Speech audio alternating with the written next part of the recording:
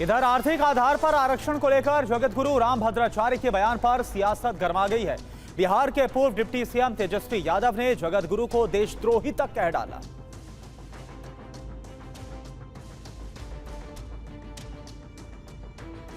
आरक्षण आर्थिक आधार पर होना चाहिए।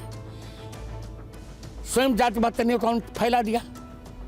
यदि आरक्षण जाति के आधार पर न हो, अभी भी मैं हर जन के यहाँ रोटी खाने को तैयार, मैं वचन दे रहा हूँ। बड़े बड़े आईएएस लड़के, ब्राह्मणों का लड़का 100% पाकर भी जूता से रहा है और किसी दूसरे का लड़का 4% पाकर कलेक्टर हो रहा है। तो प्रतिभा का जहाँ अपमान होगा, वो देश कैसे तरक्की करेगा बताइए? यदि यही चलता रहा ना, तो किसी न किसी दिन भारत में गृह युद्ध होगा।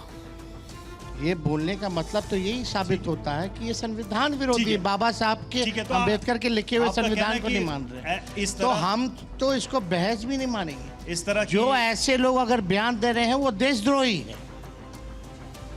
जो संविधान के अगेंस्ट है वो देश के खिलाफ है, यानी ये स्टेटमेंट देशद्रोही है।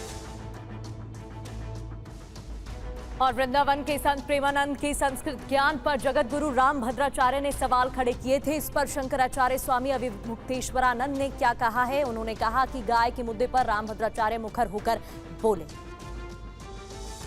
आपने ये भी कहा था प्रेमानंद महाराज को लेकर कि वो डायलिसिस पे जिंदा हैं और वो संस्कृत नहीं जानते हैं। डायलिसिस की बात मैंने नहीं कही थी।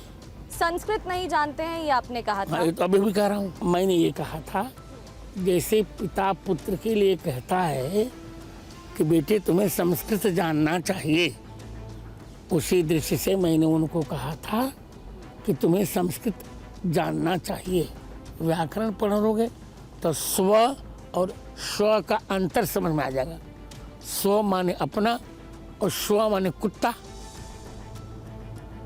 सकल माने संपूर्ण और शकल माने खंड। गौ माता के बारे में बोलने की ज़रूरत है मुखर होकर के। गौ माता के बारे में बोले मुखर होकर के, जो हमारा पहला मुद्दा है। हमारे घर की पहली रोटी गाय की होती है, इसका मतलब पहला काम हमारा गाय है।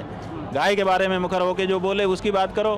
संस्कृत आना या ना आना, ये क्या? वो संस्कृत आना ना आना, इसीलिए गाय का दूध पियो, संस्कृत आने लग जाएगी।